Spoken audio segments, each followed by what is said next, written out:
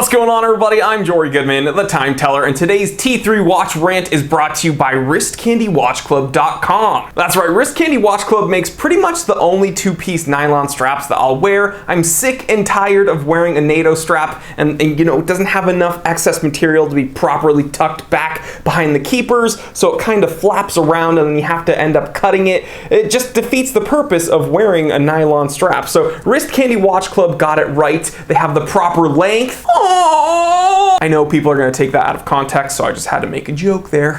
But seriously, Wrist Candy Watch Club, they have my favorite two-piece nylon straps. They also make some leather straps and some other things you should check out. So go to www.wristcandywatchclub.com and tell them the Time Teller sent you, because you got to support the people that support me. Please do it. So thank you so much, Wrist Candy Watch Club, for sponsoring this episode. Previously on the Time Teller channel. Even weirder things like, oh man, do I want to say Richard Mille? I don't want to say Richard Mille. Why am I thinking of Richard Mille?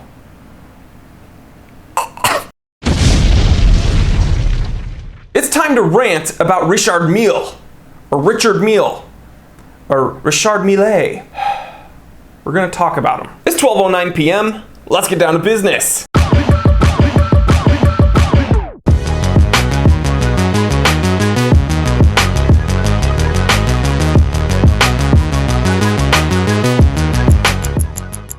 Take the clunkiness of a G-Shock, the gaudiness of an Invicta, and the craftsmanship of a Hublot, and what are you left with? Richard Mille. You know, when I first started this channel, I used to say that Richard Mille was like the expensive Invicta, and I was actually not very accurate with that statement. Because Richard Mille is actually more like the expensive version of a Daniel Wellington. And I know some of you are gonna be kind of confused here, so let me explain. A few years ago, every social media influencer, and I mean every single social media influencer, was pushing these Daniel Wellington watches. But when you move up a few tiers into true celebrity status, the upper echelon, the upper crust of society, everyone who's anyone wants to put another Richard on the card. That's an actual Drake lyric. Drake's part Jewish. Actually, Drake's Jewish. I am Drake.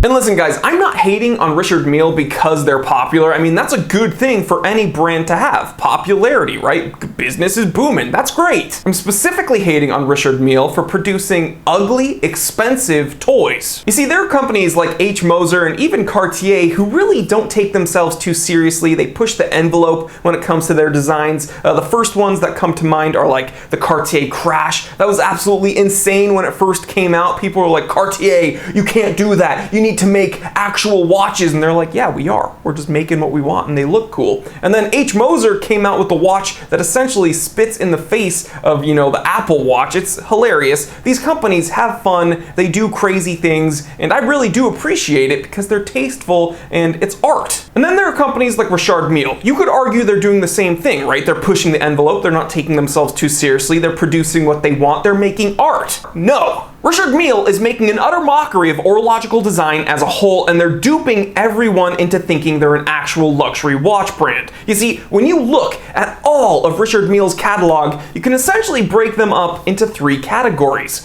Fruit by the Foot, Terrarium, and Ben 10. Now I know you're interested, so let's explore this a little further. First up, Fruit by the Foot. Now this series of watches that I've categorized for Richard Mille are just filled with obscene colors. They look like some kind of fruit roll-up or maybe even Laffy Taffy. And guys, hear me out. Richard Mille literally has their own series labeled the Bon Bon Collection, okay? So they're admitting it. They're just making candy watches. So all in all, it's not simply the bright colors that put me off, it's that these watches look really cheap, and they're not cheap. Okay, the Bon Bon Collection by itself ranges from $122,000 to $158,000. That's a pretty penny. Next up, the Terrarium Collection. Now real quick guys, just as an aside, I'm making up these collections. These aren't like actual collections by Richard Mille that you can Google. You can Google these watches, but they don't have actual titles like Fruit by the Foot, Terrarium, and Ben 10. I just need to make that clear. Back to the episode. The Terrarium Collection. I found that Richard Mille essentially has a bunch of watches that look like a child's science project. A bunch of dumb animal figurines thrown into a box with like a paper mache background, and boom, you got a Richard Mille. Listen, if you want an animal on your watch, it's not my thing, but there are companies that pull it off really well. Vacheron Constantin, for instance. Every year, Vacheron Constantin comes out with a watch celebrating the Chinese New Year. They're very artful, they're very tasteful, and really fun without being off-putting like these Richard Mille Terrarium Science Project watches. Richard Mille is essentially making Beast Wars on your wrist. Do you remember that show? I actually loved that show. But I don't like these watches. Which actually kind of coincidentally brings me to another children's cartoon, Ben 10. Like what do I have to say about this watch?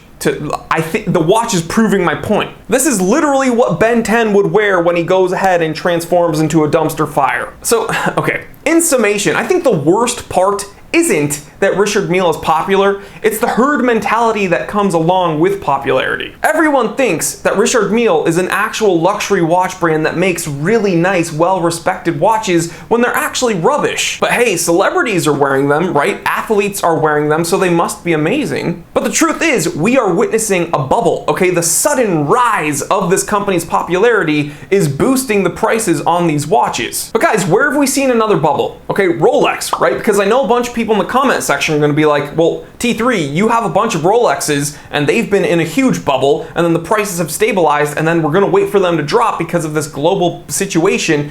Yeah, I get it. But the difference between Richard Mille and Rolex is that when we look at the designs from Richard Mille, they're not nearly as functional or everlasting. So mark my words, in 10, 20, 30 years from now, are we really going to be looking back fondly on the vintage Richard Milles that came out around 2019, 2020? Absolutely not. We're going to look back at them and laugh at them. They will not be highly sought after, valuable watches. They will be worthless jokes. But guys, as always, I just had to get this off my chest, and I don't know, maybe some of you agree with me, I'm sure a lot of you disagree with me, and I'm sure most of you aren't even going to, attack the points I make in the episode, they're just gonna tell me to shave my ugly beard. That's fine. But either way, regardless of how you feel, please leave it in the comment section. I read all your comments, and I'd love to see it. I hope you enjoy your Friday, I hope you have fun this weekend doing whatever you're able to do. I know this current situation is kind of having us cooped up, but yeah, I hope you're staying positive. I hope you're staying healthy, physically and mentally. And just know,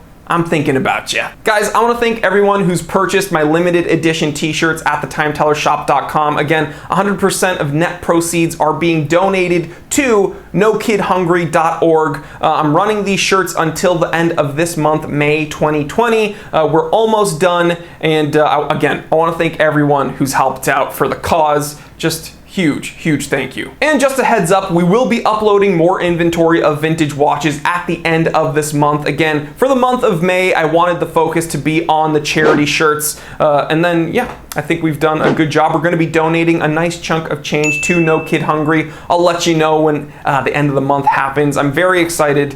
And again, I have the best supporters in the world. But if you're interested in picking up a vintage watch, we will be having more at the end of May. So thank you guys. Check out the affiliate links in the description below. Thank you to Wrist Candy Watch Club for sponsoring this episode. And thank you to my channel members for making all of this possible. If you want to support the channel, go above and beyond. Click the join button next to the subscribe button. It's $4.99 a month. You get 2 extra pieces of content every week. You get access to the members only Discord channel. And it's a whole lot of fun, guys. We have a bunch of fun there, just a bunch of knuckleheads. It's crazy, 24/7. Everyone's talking about sports, video games, working out, food, just things that we all like to talk about. It's a whole lot of fun. I'd love to see you there. So guys, please like, comment, and subscribe. Share this with everyone you know. I'm Jory Goodman, the Time Teller, and always remember, I didn't invent time, I just tell it.